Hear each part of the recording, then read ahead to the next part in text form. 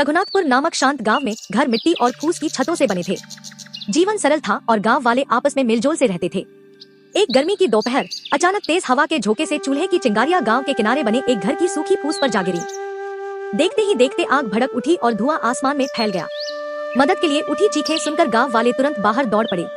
उनमें मीना भी थी, जो अपने साहस और तेज सोच के लिए जानी जाती थी। उसने ऊंची आवाज में कहा, हमें एक कतार बनाकर नदी से पानी लाना होगा। हर सेकंड कीमती है। पुरुष और महिलाएं बाल्टियां, घड़े और मटके लेकर दौड़ पड़े। बच्चे भी छोटे छोटे बर्तनों में पानी भरकर मदद करने लगे।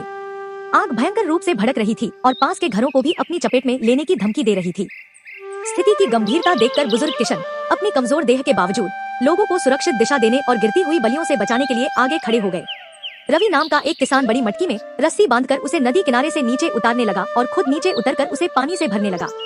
भारी मटकी के वजन से उसके हाथ जलने लगे और कपड़े भीग गए, फिर भी वह रुका नहीं। अन्य लोग कतार बनाकर एक दूसरे को पानी की बाल्टियां थमाते रहे और आग पर डालते रहे। एक समय ऐसा आया जब जलते हुए घर की छत गिर पड़ी और जलती फूस चारों ओर बिखर गई। मीना और रवि मलबे के ऊपर से कूदकर अंदर फंसे एक बच्चे को बचाने के लिए दौड़े। धुएं से उनका दम घुटने लगा और उनके कपड़े सुलगने लगे, लेकिन उन्होंने पीछे हटने से इनकार कर दिया। आखिरकार घंटों की लगातार मेहनत और त्याग के बाद गांव वालों ने मिलकर आग को पूरी तरह बुझा दिया। हालांकि घर का कुछ हिस्सा जल गया था, लेकिन कोई भी जान नहीं गई। जिस परिवार का घर जला था वह गांव वालों के प्रति कृतज्ञता से भर गया। उन्होंने सबको इनाम देने की कोशिश की, लेकिन सभी ने विनम्रता से मना कर दिया। मीना ने कहा, हम सब इस गांव का हिस्सा है। एक दूसरे की मदद करना हमारा कर्तव्य है, कोई एहसान नहीं। इस घटना ने गांव वालों के रिश्ते और मजबूत कर दिए।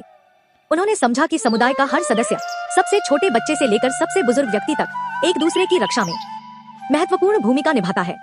उस दिन रघुनाथपुर के लोगों ने जाना कि साहस, समझदारी और निस्वार्थता से किसी भी त्रासदी को टाला जा सकता है और जीवन बचाए जा सकते हैं। आग की यह कहानी वर्षों तक गांव में सुनाई जाती रही। बच्चे बड़े होते हुए यह सीखते रहे कि जब आपदा आती है तो समुदाय की असली ताकत मिलकर काम करने और दूसरों की सुरक्षा के लिए अपने आराम का त्याग करने में होती है। गांव वालों ने मिलकर उस घर की मरम्मत की और परिवार का गर्मजोशी से स्वागत किया, यह दिखाते हुए कि एकता और करुणा से घर ही नहीं, दिल भी फिर से बसाए जा सकते हैं। नीति, मोरल संकट के समय निस्वार्थता और साहस जीवन की रक्षा करते हैं और समुदाय के बंधनों को मजबूत बनाते हैं।